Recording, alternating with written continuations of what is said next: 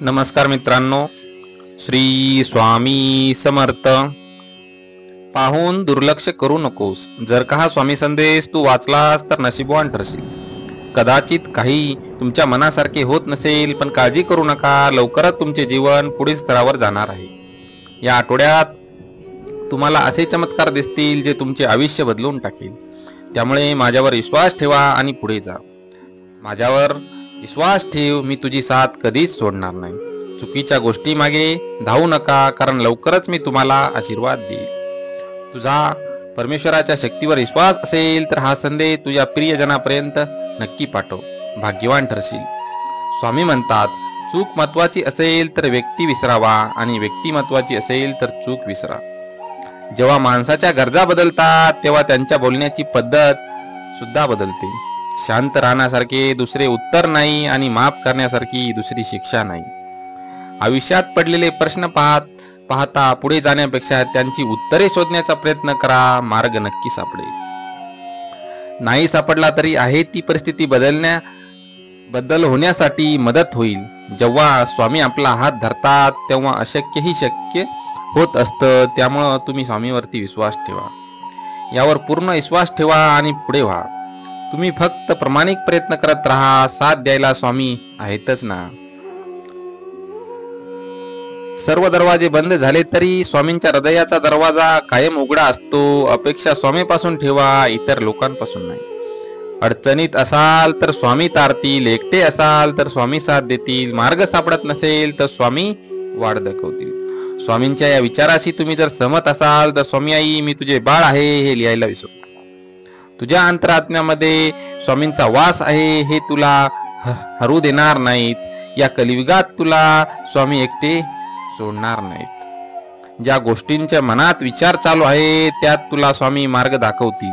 मी कालही होतो, आजही आहे आणि उद्याही असेल. भिवू नकोस, मी तुझ्या पाठीशी आहे. भिवू नकोस, मी तुझ्या पाठीशी आहे.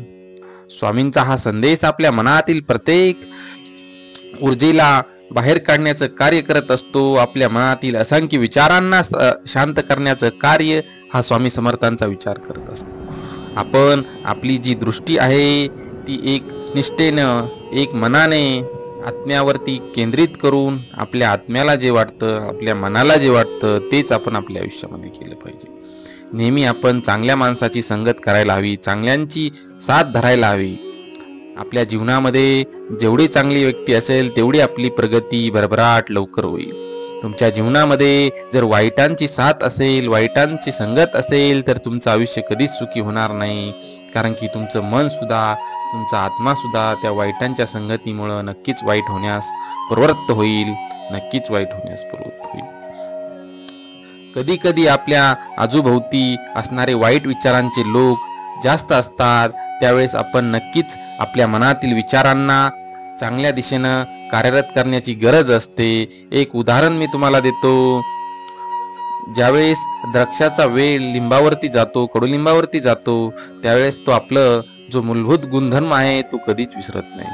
कारण की असं नाही की लिंब कडू असतो म्हणून त्याचा वेल त्यावरती गेल्यानंतर त्याचे येणारे द्राक्ष हे कडू होतात, असं होत नाही. त्याप्रमाणे आपण सुद्धा आपल्या मनात जर आपल्या आजूभोवतीला वाईट विचारांचे लोक असतील तर आपल्या मनाला आपण दूषित होऊ देता कामा नये. आपल्या मनाला वाईटांच्या संगतीला लागू देता कामा नये. आपला जो मूल गुणधर्म आहे संत संगतीमध्ये राहण्याचा, देवाची भक्ती करण्याचा, सत्कर्माने वागण्याचा, तो आपण कधीच विसरायला नको. स्वामी नेहमी सांगतात, बाळा तू घाबरू नकोस, मी तुझ्या सदैव पाठीशी आहे. तुझ्यावर येणाऱ्या प्रत्येक संकटांना परतवून लावण्याचे कार्य मी नक्कीच करणार आहे. मला माहित आहे बाळा, तू माझा परमभक्त आहेस. त्यामुळेच मी तुझ्यावरती येणारे प्रत्येक संकट हे मला टकरत असते.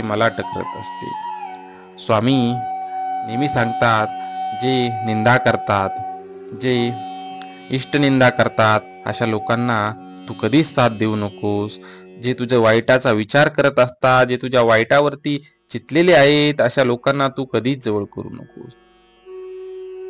श्री स्वामी समर्थ.